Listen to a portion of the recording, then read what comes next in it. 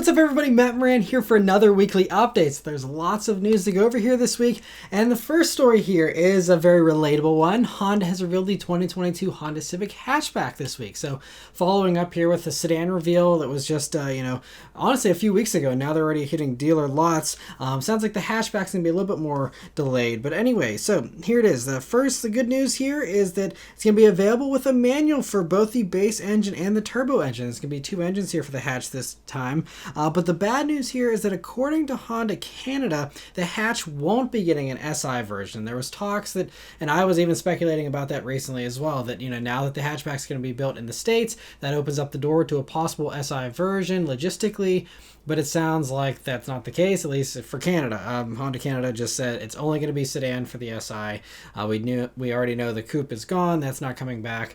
Unfortunately, it sounds like the SI is going down to one body style now, unfortunately. But aside from that, the hatch seems great. It's on the same longer wheelbase that the sedan is on, but overall it's almost 5 inches shorter than the sedan and actually looks a little bit more coupe-like with its profile there in the rear. Other than the cargo area, though, the interior is basically the same as the sedan, but the cargo space seems to be, pretty nice there. Even though it is shorter, having the hatchback versatility is great. The chassis also is 19% stiffer than before. Powertrain-wise, though, there's now two engines to choose from. The LX and the Sport trims get the 2-liter naturally aspirated 4-cylinder that does 158 horsepower and 138 pound-feet of torque. The EXL and the Sport Touring trims get the 1.5-liter Turbo 4 that does 180 horsepower and 177 pound-feet of torque, just like the sedan version. The manual is available on the Sport and the Sport Touring trims only. Otherwise, you get a CVT as standard. But that's kind of nice because that means, if you want a stripped down manual and you want the base non-turbo engine, you still have your manual.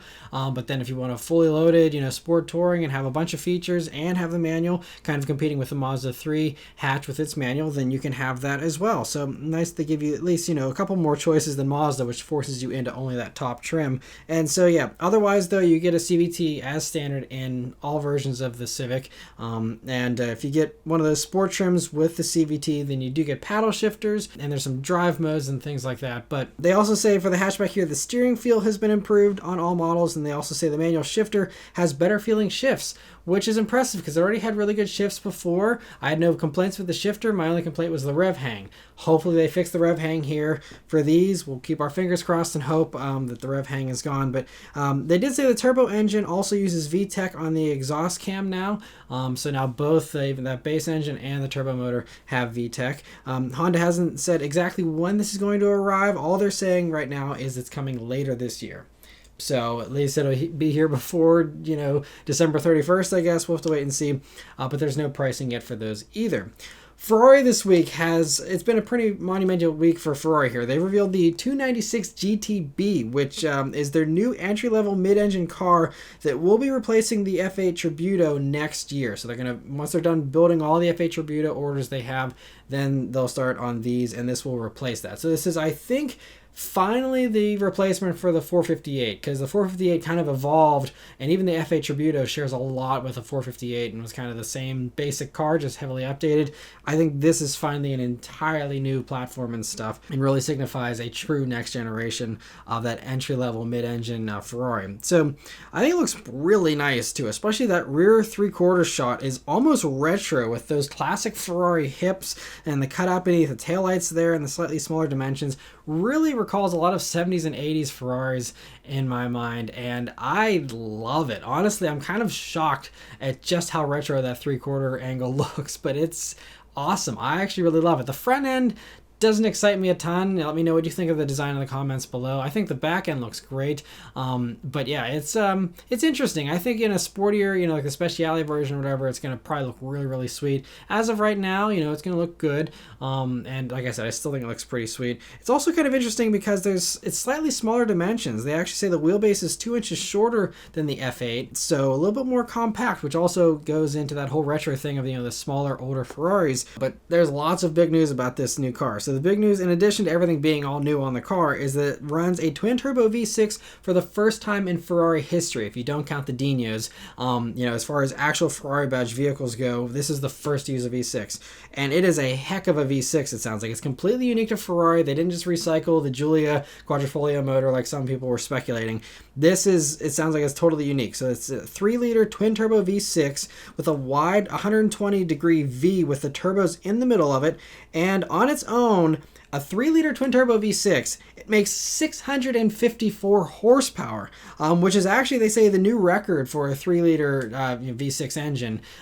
It is insane the amount of power this thing is making. I mean, think about GTRs and stuff like that using even larger twin-turbo V6 and do less power than this. So, I mean, this thing's a screamer, too. It's going to redline at 8,500 RPMs, just like the glorious V12 engines and stuff like that. So, I mean, this thing it sounds fantastic. They also say that as far as how it actually sounds from an exhaust standpoint, it sounds really good too, because the engineers that developed it actually called it the baby V12, and they say it supposedly sounds a good bit like the V12. I can't wait to hear this thing. I'm very, very excited if they actually think it's going to sound like the V12 a little bit, because I love that V12 Ferrari motor. I think that's the best sounding engine currently on the market. Anyway, that's not all though. In between the engine and the transmission, there's an electric motor that does another 165 horsepower, giving this thing a crazy 819 horsepower total, along with 546 pound-feet of torque. So not super torquey, even with the electric stuff, but that horsepower, 819 horsepower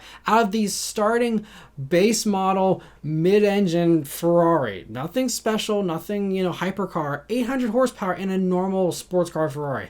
It's just mind-blowing with how crazy this is. 0 to 62, they say, only takes 2.9 seconds.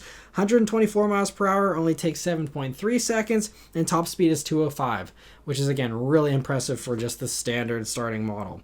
Unlike the SF90 Stradale, though, the power only goes to the rear wheels here in this. The SF90 is all-wheel drive. The shifts are done in this with an 8-speed dual-clutch transmission, like most other Ferraris. The battery is also large enough that it actually can go 15.5 miles in EV mode. So this is an actual full-on plug-in hybrid, not just some type of, mild hybrid or something. It actually does have an EV mode and drives a good distance on it.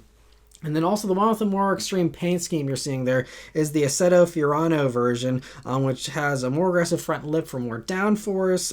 It's also about 26 pounds lighter to start, but then you can make it even lighter if you want by opting for a Lexan rear window. That's an option, and make it a little more race inspired there. There's no pricing for these yet. It's rumored, I think the European pricing it was showing, I think Autocar said it's going to be somewhere around maybe 50,000 pounds more expensive than McLaren's Artura. So this will have the typical Ferrari premium over even the McLaren.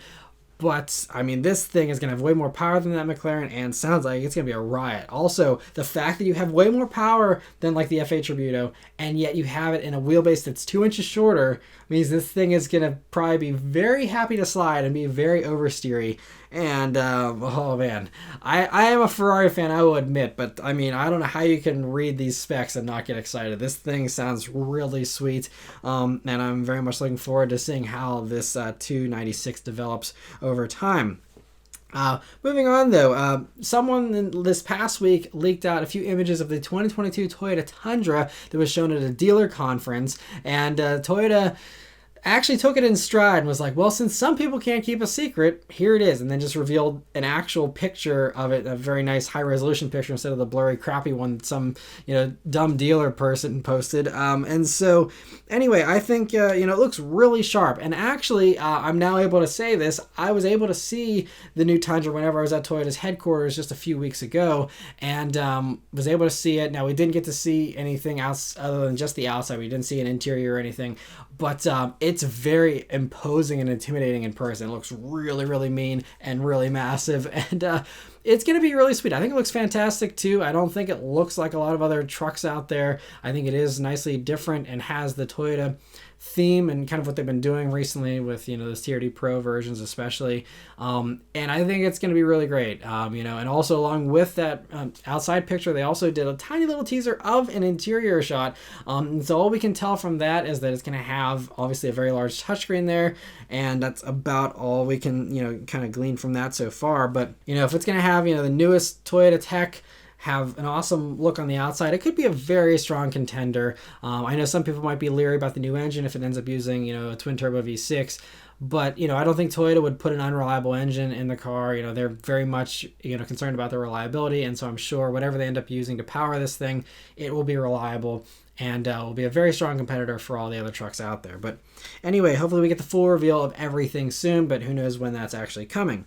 Infiniti this week has finally fully revealed the 2022 QX60 here, and it's, in this production form, and looks almost as sharp as the concept did, and I think it looks really great, although that black roof is exclusive of the top autograph trim, so you're going to have to, go for that top trim if you want that cool two-tone look. Otherwise, though, it still looks really nice with, all the lighting and everything. But like the Pathfinder that this is based on, this new QX60 seems to be on the same platform as the old vehicle, with the wheelbase being exactly the same as before. It's actually 2 inches shorter, though, and 1 inch taller than before. So they did, change the body. It's not like this is just a refresh or anything, but it's just, as far as the mechanicals underneath and stuff, it's, pretty much unchanged. But I don't know, why you would make it shorter. Like, these days, bigger is better. Everyone wants a larger and larger three-row crossover. Making this smaller, it kind of is a head scratcher in my opinion. There's a little bit less space on the inside now as a result, which also it seems like the exact wrong direction to go with that, but it is what it is. Otherwise, though, it's an enormous improvement on the inside. Very plush looking on the interior with quilted leather even on the dashboard. There's open pore wood. Other nicer materials. Looks like there's some metal and stuff in there. The tech also seems great as well, with a 12.3 inch touchscreen with wireless smartphone integration, a 12.3 inch digital gauge cluster, and even a 10.8 inch head-up display you can get, which will be cool. Mechanically, it still runs the 3.5 liter V6 that does 295 horsepower and 270 pound-feet of torque, but it does ditch the CVT for the ZF9 Speed Auto, just like in the Pathfinder, so that should be a nice improvement. And that also helps the tow rating to jump up to 6,000 pounds, which is also a nice improvement there for the QX60. Front-wheel drive is standard for these. It's still a front-wheel drive-based vehicle, so that is one thing that's going to kind of detract from, it compared to many of its competitors, which are more rear-wheel drive biased. But anyway, you can get all-wheel drive as an option on all trims, and it's also been an improved all-wheel drive system here in this, so that it now reacts faster and can do brake-based torque vectoring. And so it's going to be on sale later this year, but we don't have any pricing for those yet. Porsche this week has revealed the 2022 911 GTS, and so this is the 992 version of the GTS here, and it sticks with the same formula as before, but it's a nice midway point for those who don't want to go all the way up to the turbo. So it does get 30 more horsepower and 30 more pound-feet of torque than the Carrera S, for totals of 473 horsepower and 420 pound-feet of torque. 0 to 60 for the fastest version is 3.1 seconds with the PDK and the coupe body style. It's also going to be available, though, on the convertible and the Targa, just like in the past, and can be had with a 7-speed manual as well, which is really great. And they even say the shifter is a tiny bit shorter here on the GTSs, so a little bit sportier there for the shifting. Interestingly, though, the Targa is a little less sporty than the others, considering they say it's going to be using the same suspension as the 4S version, while the coupe and cabriolet models get suspension components from the 911 Turbo, and it's lowered by 10 millimeters. So they also get brakes from the Turbo, as well as a louder sport exhaust. And I believe the Targa gets those enhancements. It's just that the Targa doesn't have the sportier suspension. They all get satin black accents inside and out, and things like the Sport Chrono package and the Sport Seats Plus are now standard. There's also a lightweight package that swaps in carbon fiber seats, throws out the back seat, swaps in lighter glass and battery, and all of that is to lower the weight by 55 pounds. It also adds rear wheel steering with that package as well. Yeah, it's going to be arriving at dealers early next year with prices starting at $138,050. So cool to see that. Other good 911 news, though, is actually a little bit of an update first on last week's story, talking about the 911 GT3 Touring and how that wasn't going to be able to be sold in California with a manual because of some weird law oversight that ended up happening. And so thankfully Porsche in California worked something out, and this week came out and updated everyone and said you can now order the manual in California, have it delivered to you in California, and be a California buyer of the manual GT3 Touring, which is fantastic news. I'm glad they got all that worked out. But there's even more good news as far as little Porsche updates here. Porsche fans that use Android devices will be overjoyed to hear that Porsche is finally including Android Auto after all these years. And so it's going to be with this new PCM 6.0 software that's coming this summer to the 911, Panamera, and Cayenne. I believe it's just on the new models. I'm not sure if you can upgrade an older one that has that newest system or not, but unfortunately though, it still requires your phone to be plugged in for that Android Auto, but at least you have the integration. I'm sure most people will be fine plugging it in just to finally have that. But CarPlay is now wireless with that update, so Apple users still continue to have a one-up over Android users here in the Porsche world, so that's kind of interesting. Also, it can now do expanded voice commands. You can say, "Hey Porsche," and it will respond, and you can just talk to it normally. You don't have to have any kind of specific commands that it can, figure out what you're trying to do, supposedly. And another little minor update as far as infotainment stuff with Porsches goes is that they're also working on something called Soundtrack My Life Project, which basically, they say, composes music on the fly based on how you're driving and basically crafts a unique soundtrack for your situation. And so you can pick the genre and then the car does all the rest. And so it'll get more intense or more relaxed depending on whether they're going faster or slower. And it's kind of interesting. This could be cool or gimmicky depending on how well they do it. And as someone who actually loves listening to movie soundtracks when I'm driving and things like that, this actually sounds like something I would love to have in a car. And that'd be really cool if it's, custom creating that as you're driving and custom tailors it to your driving experience. That's just a really creative thing in a way that Porsche is kind of thinking outside the box, and I applaud them for doing that. And I hope it works out really well and turns out to be something really cool. We'll have to wait and see. They say there's no release date for that, but I guess one of the people working on it mentioned it could be available as soon as sometime next year, but we'll have to wait and see on that. Back to some more non-Porsche news. Kia revealed a few updates here for the Soul for 2022. So sadly, the biggest thing here is they're getting rid of the manual transmission. So one less vehicle around with a manual option now. And so yeah, it was only available on the base trim anyway at this point, but still just sad to see another manual go by the wayside as the amount of cars that offer it continues to dwindle. But otherwise, the Soul gets the new Kia logo for 2022, and every model except the base trim now gets the 10.25-inch touchscreen. They also get navigation, dual zone climate, push button start, and a wireless phone charger as standard as well on all of those trims except the base trim. But even the base LX trim does get an upgraded screen going from 7 inches to 8 inches. So even that bare bones model, gets an 8-inch screen, which is pretty respectable. The starting price has also risen now that the manual is gone, though. So, they haven't discounted it or anything to compensate for the loss of the manual. So you still have to pay the upcharge for the automatic, even though you're forced into the automatic. So yeah, but it still starts at a very reasonable $20,365, which is $100 more than a base automatic last year. So I guess you're paying an extra $100 for the slightly bigger screen. I don't think anyone's going to complain too much. But sadly, another price change with the Soul is that the turbo model, for some reason, goes up by $1,315, now starting at $28,695. I'm not sure if maybe they made an optional package standard now in the turbos or what, but it's kind of interesting. But anyway, yeah, so interesting to hear all that. For some better news from Hyundai here, they're continuing to tease the Elantra N, and they teased a little bit more this week. We have a shot of the back end here and a shot of the wheels, and they didn't reveal anything else along really with that. Now, they already let, multiple journalists already test drive the prototype N. We already know it's going to be using the Veloster N motor. It's going to be offered with either a manual or the dual clutch. You can have your choice of either one, and we basically know everything about it already. And it actually was just leaked out too. I'm not able to share the pictures here, but I'll link them in the description below. It was actually leaked on a photo shoot session, and you can actually see what it looks like. They're going to have it in the performance blue and everything. And yeah, I mean, we basically know everything about it already, so I don't know why they continue to tease it. They should just come out with everything and just tell us when it's going to be on sale, because I'm eager to test that thing out. I'm very excited to see Veloster N's powertrain being expanded into the Elantra. I think it's going to be awesome. And yeah, so interesting to see that, though. Audi has similarly teased the RS3 again. So just, last week or the week before, they confirmed it's going to be using the 5-cylinder still. Great news, but it gets even better here for the RS3. They really upped the game here for it seems. So they gave us all the details, basically, aside from taking off the wrap, which, doesn't really hide much. And so, yeah, like I previously covered, it continues to use the awesome 2.5-liter 5-cylinder turbo engine, but it now does an extra 7 horsepower and 15 more pound-feet of torque for totals of 401 horsepower and 369 pound-feet of torque. Although they say those numbers haven't been confirmed for the US, so we could get a little bit less power here in the States. We'll have to see, but it'll be somewhere around there. Still very impressive no matter what. 0 to 62 miles per hour now takes just 3.8 seconds, and top speed's 180 if you go for the dynamic package.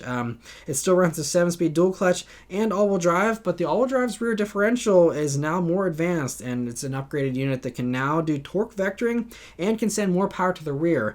They didn't say exactly how much more power it'll send to the rear yet, but supposedly it's enough that it now has a drift mode. And as you can see, there's lots of smoky shots of it sliding around, which just makes the RS3 even better than it was before. It was already an amazing little thing. I only got to do a quick drive video on one. I've never gotten to review one. Hopefully that will change here with this new version, and I'm going to be starting to get some Audi press cars finally. So I'm excited to hopefully try out this RS3 once it's here in the States. But man, that motor and all that, and then now having a drift mode along with it, this thing is just going to be awesome. Yeah, so, and also that rear diff should help with better handling as well, in addition to just drifting around.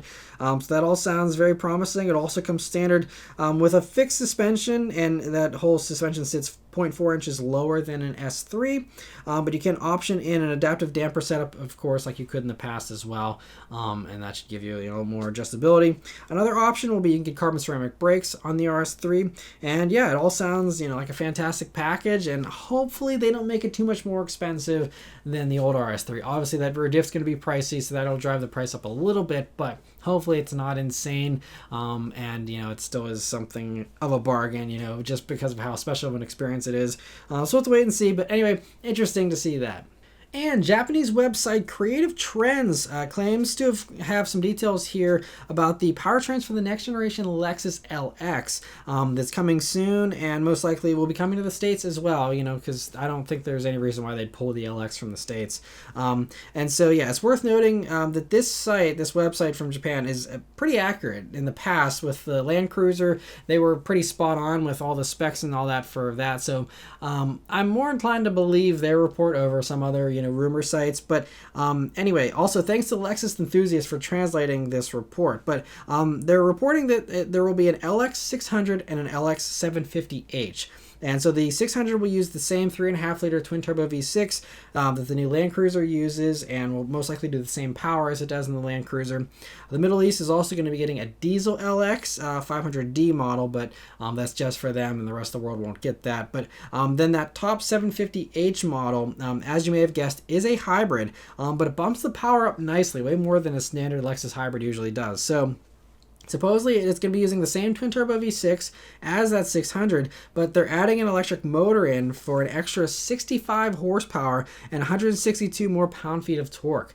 So it actually is going to have totals of 480 horsepower and 642 pound-feet of torque for that hybrid version. So that's really going to be the punchy one. It's going to be a lot of power, even for something that large. That's going to be a nice torque figure. Beyond the mechanicals, though, the site claims that it's going to be getting an even bigger version of the screen found in the new NX, bumping up from 14 inches in the NX to a 17-inch display. They say that pre-ordering is going to be starting in September, and the reveal isn't actually going to happen until December, though. So a little bit of a wait for that. So sometime next year, I'm guessing those will arrive, maybe later next year. We'll have to see. But anyway, interesting to hear that report, and that'd be pretty awesome if it turns out to be true. The boss of Jaguar this week was interviewed by Auto Express recently about the future of Jaguar, and I'm getting worried about Jaguar. So they detailed this whole plan, which is different than the plan they were previously talking about.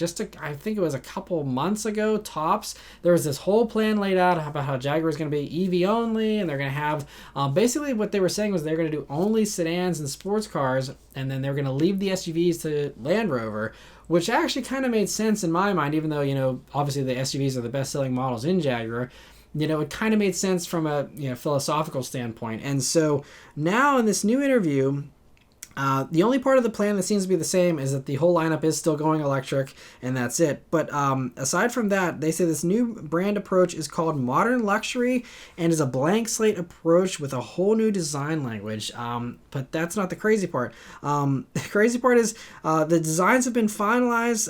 They didn't say which vehicles they would make specifically, but Auto Express is kind of speculating, and I'm guessing maybe they are either reading between the lines or they've heard stuff off the record record, but they're claiming it's going to be a sports car and 2 SUVs, and that's it for their whole portfolio in Jaguar. So completely flip-flopping from the whole sedan idea. Now it's just, a successor to the F-Type that's electric, and then 2 SUVs, and that's it. But it gets even weirder because they say that these new models are supposed to compete with Bentley and other high-end brands like that. They want Jaguar to be a Bentley competitor. And so, yeah, we'll see how that goes for them. They say that, like, they're talking in this interview about how the prices are going to be well over $100,000. They're talking about pricing over £100,000 and, British money. So, but that's like $140,000 is kind of what they're talking about as far as where luxury starts in their mind, as far as true, luxury vehicles, I guess. And so, yeah, and so they say that the new Jaguar models will be much larger to fit this luxury image. So if that is, in fact, what they're going for is becoming a Bentley competitor, then you can expect a Jag that's super bloated and the size of a Bentayga, and you should expect the new F-Type or whatever they end up calling it. Maybe they go back to the XK moniker, since it'd be something like that, where it'd be a Grand Tour, most likely, like the Bentley Continental GT, with a back seat and something very large and more focused on luxury, more so than sportiness. I guess that's kind of what they're charting out as the direction now. We'll see if it changes again in another few weeks. I don't know, but yeah, and they also keep saying that these new models will be arriving by 2025. So they got 4 years to do this, and they're starting from scratch. They had an almost completely done all-electric XJ that they completely scrapped because supposedly that didn't fit in with their idea for the brand. Which also still makes zero sense in my mind. I don't know what chaos is going on behind the scenes at Jaguar, but the whole thing seems like it's really chaotic. I don't understand any of this. Maybe there's some stuff that makes sense behind the scenes, but this just leaves me scratching my head. And yeah, so that's all they really have to say about it as of right now. Like I said, the designs are locked in, so it's now just making those designs a reality. Maybe we'll get some concept cars to kind of show us kind of where the direction's headed as far as design goes. I don't know. But yeah, it just seems like the direction is just all over the place, and I don't know. Even that plan doesn't sound promising. It's not like, oh boy, Jaguar is going to totally be saved because they're going to go after Bentley and try and convince people to pay $150,000 for normal Jags. Even if they are, the most impressive electric vehicles with the most impressive technology, like you're trying to take on Bentley that's been making ultra high-end stuff for over 100 years. Jaguar's got a great history as well, but none of it has been competing with really Bentley, at least not in the past 50 years, or, competing with Rolls-Royce or anybody like that. So, yeah, the whole thing just seems real bizarre to me. I don't know. Anyway, that's the report, and I love Jaguar, by the way. I hope I'm wrong. I still would love to have an F-Type someday. I love the brand, but I do not know, where this company's headed, and it doesn't seem super... I'm not optimistic about... I hope they even make it to 2025, because I'm still, like... I don't know, it just seems like they're kind of all over the place. But anyway, best of luck to Jaguar, and interesting to hear that. Lastly, though, for a lighter story, Ford has renewed the Splash trademark this past week. And the Splash trademark, if you're not someone who's super into obscure trims of the 90s, you wouldn't remember this. I certainly didn't. But there was a trim level used on the sportier version of the Wrangler in the early 90s. It was mostly just like an appearance package thing. But it was like, just fun colors and graphics and stuff like, many 90s special editions were. And so I'm having trouble imagining what a Splash trim would look like in 2021 or in the 2020s here, but it could be a fun retro-inspired kind of thing, with some brighter colors and something like that. But CarBuzz thinks it's actually going to be the name for the electric version of the Ranger, just like how they revived the Lightning name, which was actually from the 90s as well, for the F-150. And the trademark does include electric vehicles in their whole catch-all of, what they could use this name on, which is why I guess CarBuzz thinks this. And it also kind of makes sense from a mentality standpoint of, okay, you have the Lightning name being revived from the 90s for electric, so we'll take another 90s name and put that on the Ranger instead of doing a Ranger Lightning, I guess. Although I don't think a Ranger Lightning would be bad. I think having Lightning as being the identifier of an electric version in Ford would actually make sense. You could have a Mustang Lightning, you could have whatever. I think that all could totally make sense. But it sounds like maybe Splash would be it. I don't see. The thing is with the F-150, saying F-150 Lightning, it kind of makes sense, like, oh, that's the electric one. But Splash has nothing to do with electricity. So I don't know. That just seems like a little more of a leap. So that's why I'm still inclined to believe it could be a fun trim package or something. Kind of maybe the opposite of, the Timberline package that they have. They just came out for the off-road stuff. Splash could be more street-oriented trim or something for those who want a beachy look. I don't know. But anyway, we'll have to see. But yeah, interesting to hear that. But yes, that's it for all the news this week, guys. So let me know your thoughts and everything in the comments below. Thank you guys very much for watching. And yeah, I'll see you guys in the next one. Take care.